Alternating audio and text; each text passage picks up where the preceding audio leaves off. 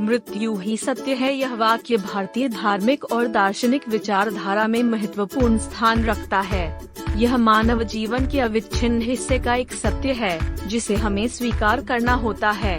मृत्यु से बचने की कोशिशें करने के बावजूद यह सत्य हमें यह याद दिलाता है कि जीवन का एक दिन अवश्य अंत होगा। यह विचार मानव जीवन की अनिवार्यता और परिणाम को प्रकट करता है। यह हमें यह सिखाता है कि समय और सांसारिक स्थितियां बदल सकती हैं, लेकिन मृत्यु की अनिवार्यता स्थिर रहती है।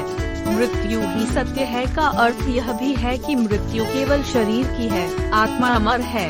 यह आत्मा के अमरत्व की प्रतीति कराता है और आत्मा के अतीत, वर्तमान और भविष्य के अस्तित्व को मानने की प्रेरणा देता है। इस विचार के अनुसार मृत्यु केवल एक परिवर्तन है, जैसे कि आत्मा एक शरीर से दूसरे शरीर में जाती है। इस प्रकार मृत्यु को एक नया आरंभ माना जा सकता है जो आत्मा के अविनाशी चरित्र की प्रतिष्ठा करता है। मृत्यु ही सत्य है का यह भी मतलब है कि मृत्यु से डरना व्यर्थ है और हमें अपने कर्तव्यों का पालन करने की दिशा में आग्रहित करता है।